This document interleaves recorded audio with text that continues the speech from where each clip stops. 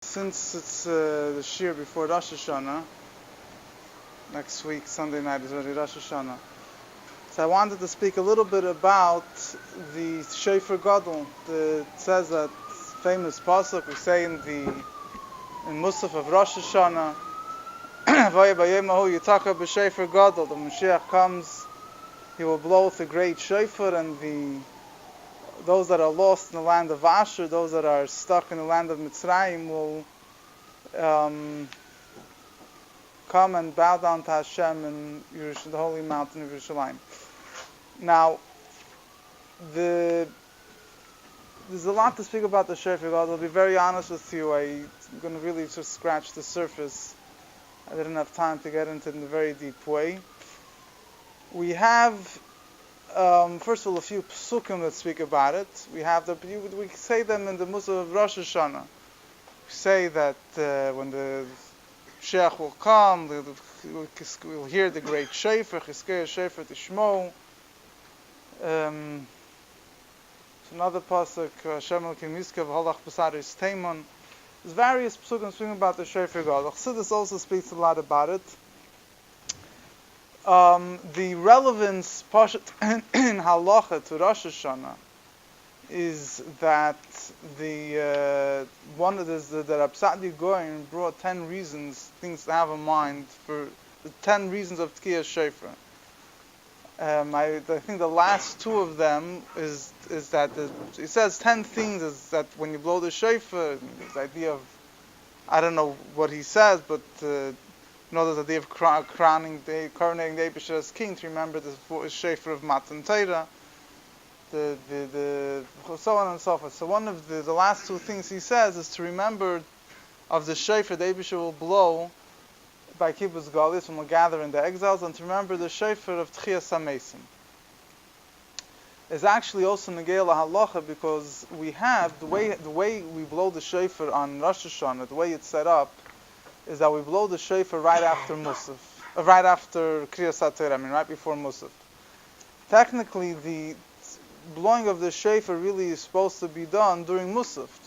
That's why we blow during the Chazaras Hashatz. Our minhag is we also blow during the quiet Shemoneh Esrei, because the shofar really is supposed to go together with the brachas of Musaf, of Malchis, Zechrenos, and Shofars. As the Chachamim say, that's whatever, that you crown me through shofar, whatever it is, the really is supposed to go together. But the reason why it was set up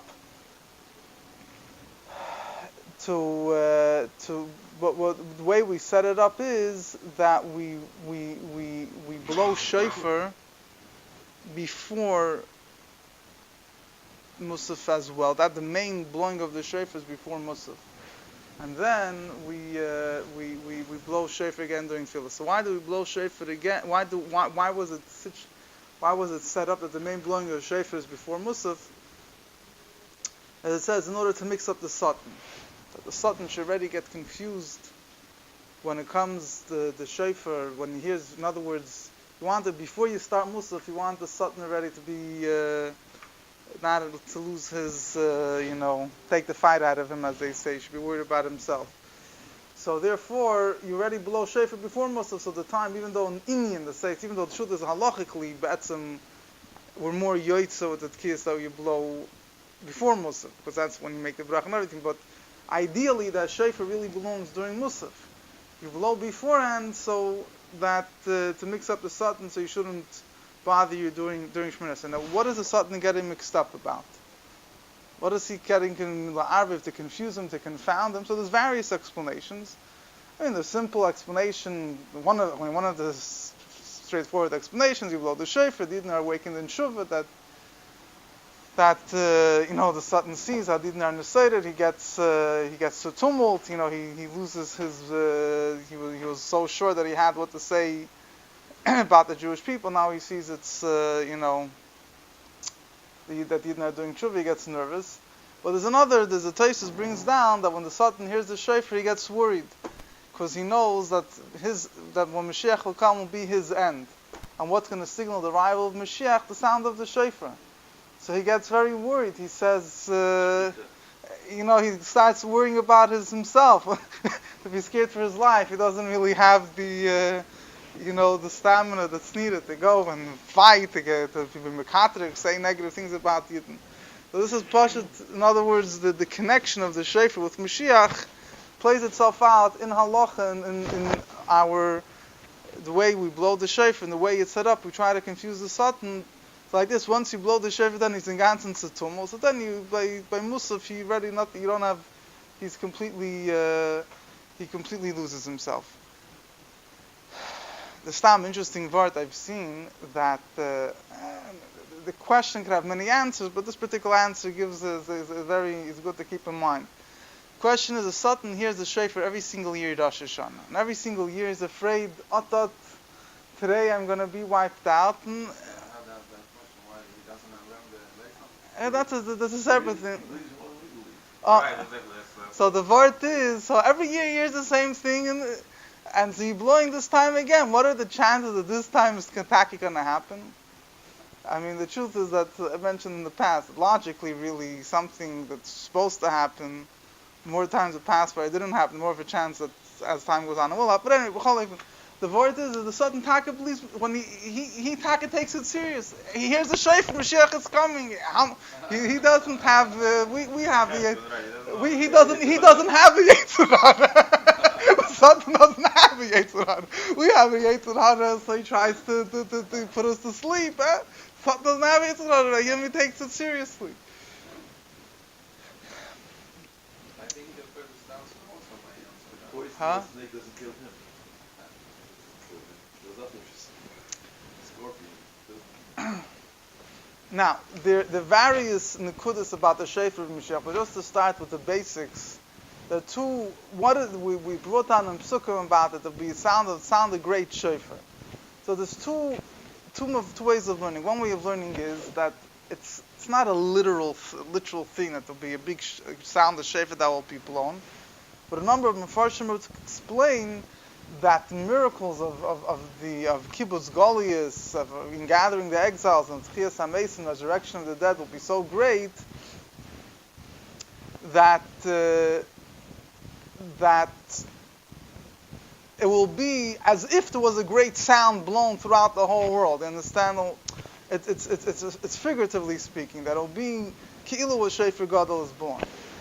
However, on the other hand, there are Mefarshim that learn it Kipshuta in a number of sources. It's mashmas, particularly from Midrashim. It definitely seems that the Shofar will possibly be a sound of a Shofar that will signal the coming of Mashiach. Huh? What? You can hear it in the whole world. Yeah. That's the story of Ramendel Haradaka, with the guy that went up in the mountain. And he blew the shofar, and the people thought Moshiach came. So he opened up his window, and he smelled. And he said, "It doesn't smell like Moshiach."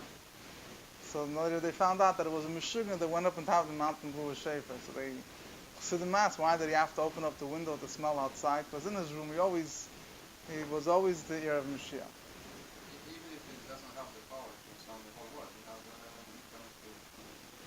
has Yeah, no. So.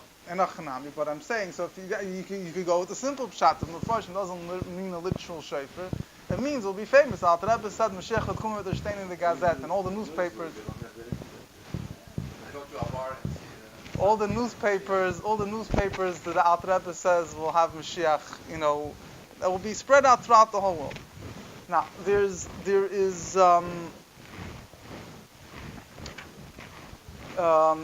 are other discussions over here. One famous medrash that's pretty famous is that the shofar comes from the Eli Shel Yitzchak, the ram of Yitzchak. One of the connections in general of Tkiyah Shofar to Rosh Hashanah is to remember the merit of the Akedah. So it says that everything that was from that ram, nothing was for nothing, and every part of the ram was used for something. Because the veins were used for the harp of David HaMelech. The skin was used for Eliyahu HaNavi. He had his belt, his Aderes Eliyahu, made from some type of skin. And it says, it lists a number of things, and it says that the horns, the right horn was used by Matan Torah. It says it was the sound of the shofar. The left horn, was used by Matan Torah.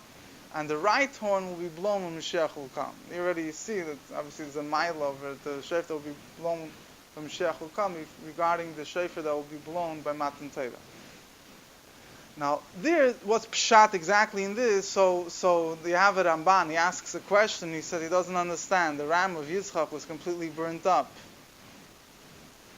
So what does it mean? And the Medrash is saying that all these things, it was korban oil, was completely burnt. All these things were used. So he says, the Ramban and other the Rabbeinu B'chai, a number of they say that Einach Hanami was burnt up, but then the Eibishter reconstituted it, reconstructed it. So that's one approach that they use. There is, however, the Maram Prague, he says, no one ever had a mind, he says, that we mean the physical horn of the ram of Yitzchak was, he says that the ram of Yitzchak, we know, say in Pirkei Avos, one of the things that were created in the 6 days of creation, Erev Shabbos Bein HaShmoshes, was created by twilight time. Erev Shabbos Bein HaShmoshes. So it's known, discussed a number of sources. The Rebbe speaks about it in the Sichos also. Those things that were created at that time, you have, let's say, the mon, or the shamir worm, or the luchos. These were things that were physical but spiritual at the same time. In other words, they had a supernatural quality to them as well. So he says that the ram, it's a supernatural thing. You look at Medrashim, it says that the ram lived from Sheishis and Mebreshis on the 6 days of creation until the Akedah, over 2,000 years. So he says it's a spiritual thing. It was obviously a physical ram, but it was a spiritual, however, it doesn't titrate exactly. It says the physical ram was burnt, but the spiritual koyach of the ram was still, it's... Huh?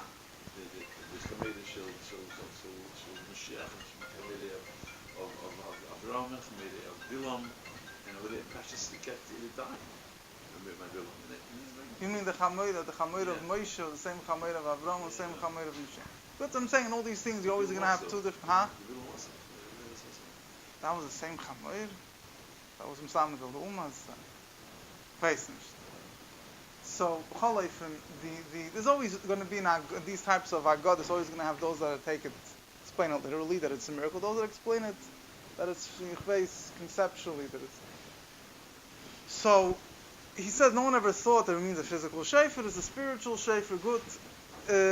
But talking about here, the Shainim, the Ramban, Rabbeinu B'chai, they write, seems to learn that it's a literal thing that's going to be reconstituted. There's also various medrashim when the shofar will be blown and who will blow the shofar. When the shofar will be blown, so you have some places it says will be blown by Kibbutz Golis and gathering of the exiles, and by Tchias HaMeisim. There's not necessarily a contradiction by Tchias HaMeisim as well. It actually says by Tchias HaMeisim is one of the medrashim. The Eibush will blow a shofar, which is crazy. It's 1,000 amos in Eibush. There's whatever. Again, it's hard to explain these things physically. But basically, by the first blow of the shofar, the earth will fall apart, like open up. The second blast, the bones will gather together. And then the number 7 blasts, a whole process of the bodies getting together until so this medrash connects Tchias Shofar with Tchias HaMeisim. There's other medrashim, there's other psukim that connected with Kibbutz Goliath, with the gathering of the exiles, with the coming of Moshiach in general. Who will blow the shofar? Also, there's various sources. Some say it will be Malach Mechol, or Moshiach, or I think there's one source says Moshiach, or the Eibusher himself, whatever it might be.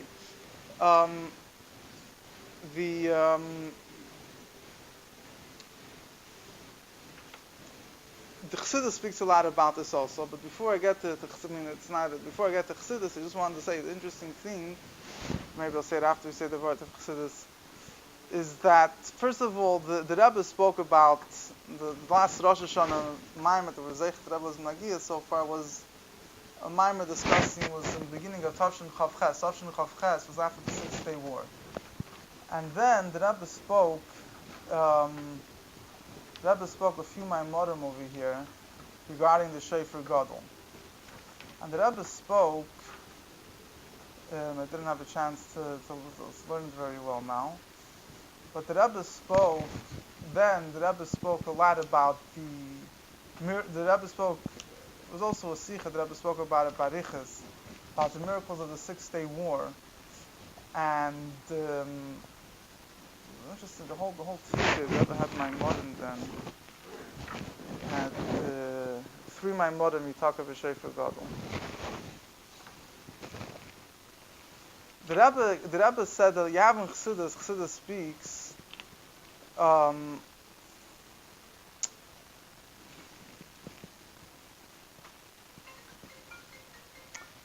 Rebbe mentioned, Chassidus speaks, I'm just going to say very general, in the Kudos, Chassidus speaks about the Shofar Gadol. The Rebbe already speaks in the Kudos. It says, Vaya b'yomahu yitaka b'Shofar Gadol. Be in that day, it will be blown. It doesn't say Hashem will blow a Shofar Gadol. It says he will blow b'Shofar Gadol. It doesn't say who will blow. So Chassidus says it comes from such a high level that you can't say mihatekei who's blowing. It's coming basically, it's coming from the highest levels possible. So the Rebbe spoke then. There was a mimer. I think it was also a Sikha. The Rebbe spoke then, which is based on the Fidik Rebbe's mimer that the Fidik Rebbe wrote in Hakriya Vaktusha.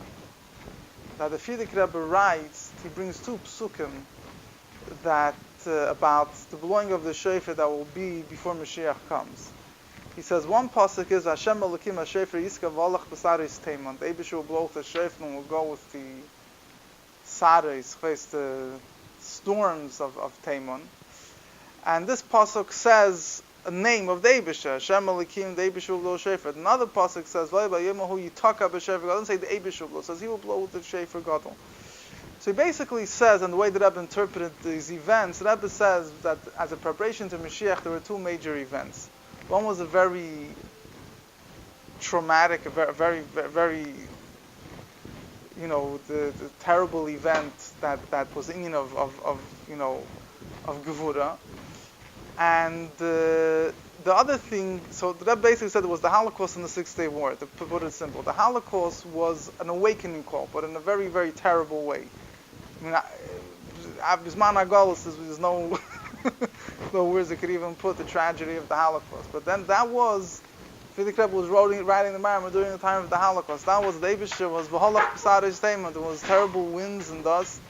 But the ultimate purpose was like a wake-up call, to awaken was prepare for Mashiach. It was awaken the Yidden in some way. But the awakening came in a very, very, very terrible way. But then, what the main thing I want to focus on is on the positive. The Fidik Rebbe went on, and he said that the Fidik Rebbe went, and the Rebbe said, this is what the Rebbe said. We see this being expressed. It was expressed in the Six-Day War. Fidik Rebbe didn't speak about the Six-Day War. The Fidik, you could look up the map. I don't know what the Fidik Rebbe touches this. The Akriv, the whole Akriv Vaktusha, the whole the what? The Rebbe still called it Chavli Mashiach a number of times. Yeah. The Rebbe called it Chavli Mashiach. In Tavshin Onal, the Rebbe wanted to be mevatel the whole thing completely. The Rebbe said we don't, whatever. But early years, the Rebbe called it Chavli Mashiach.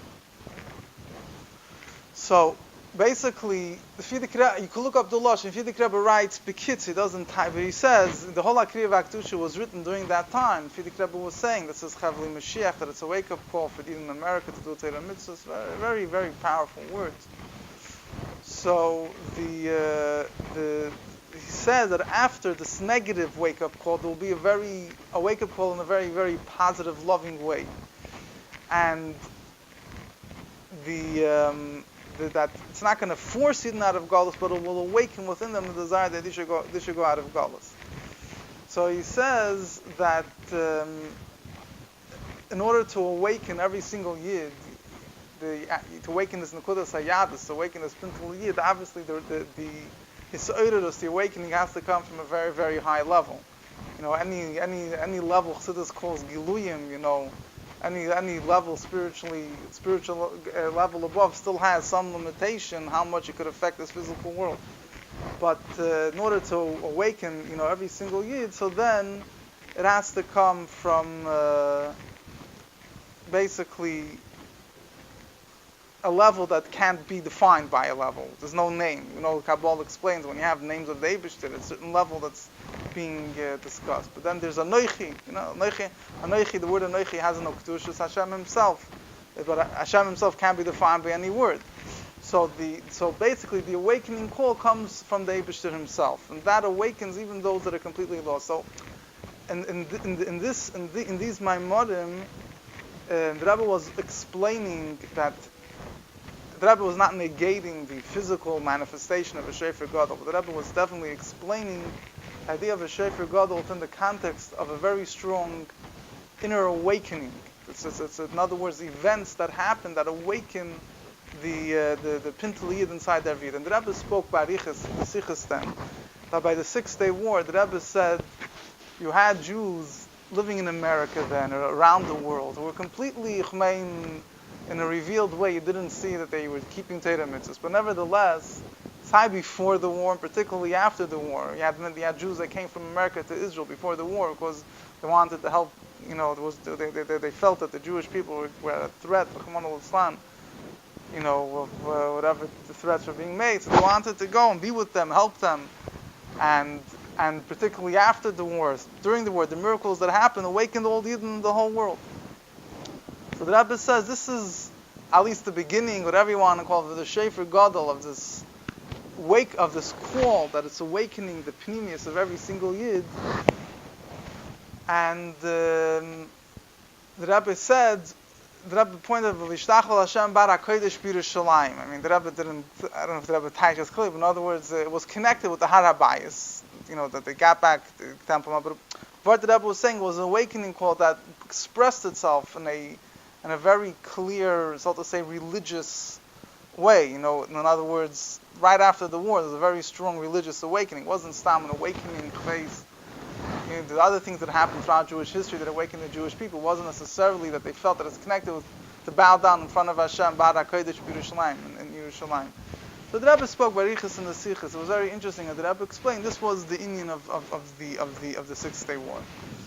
So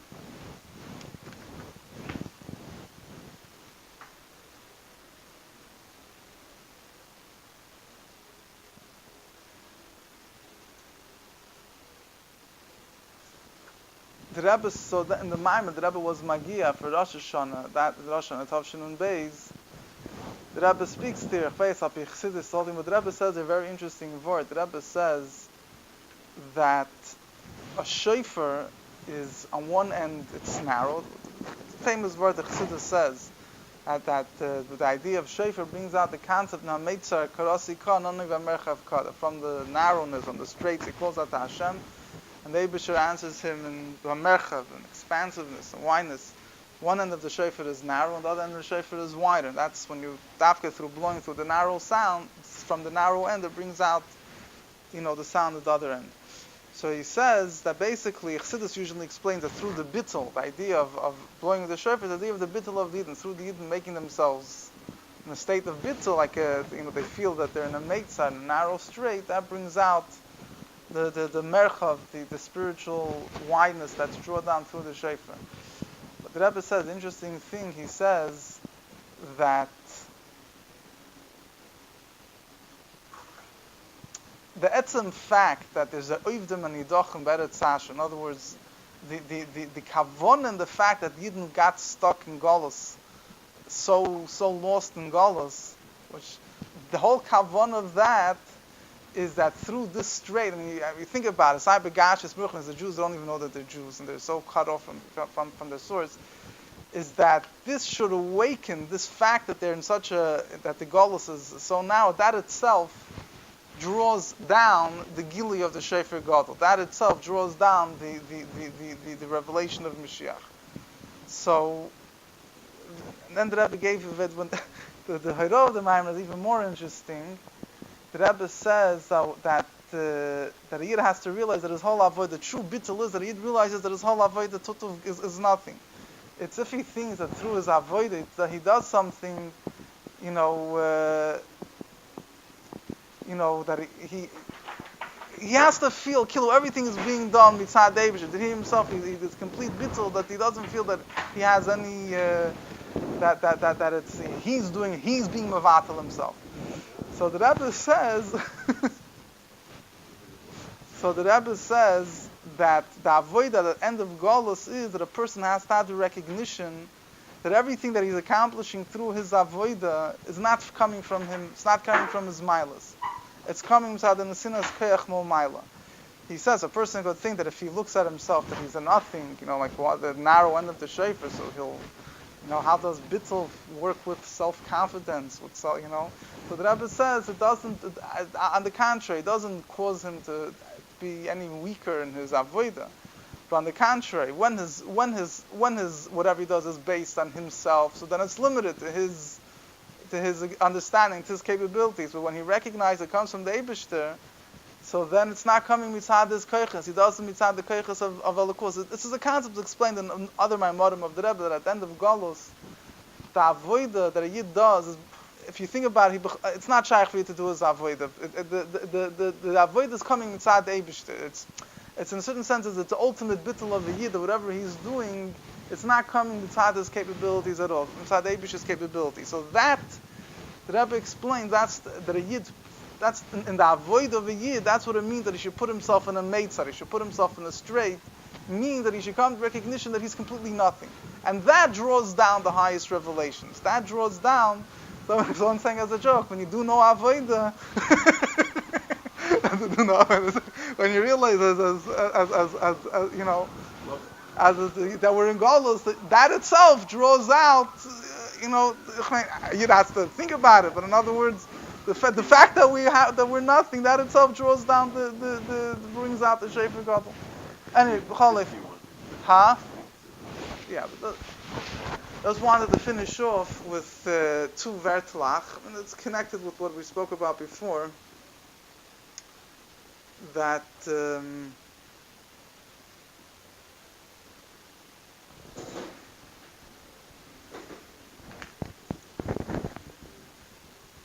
I'm not being shelled the avoid. I'm just saying that the avoid, the Rebbe says the avoid at the end of Golos doesn't mean you shouldn't do anything. But in other words, his avoid is to recognize that it's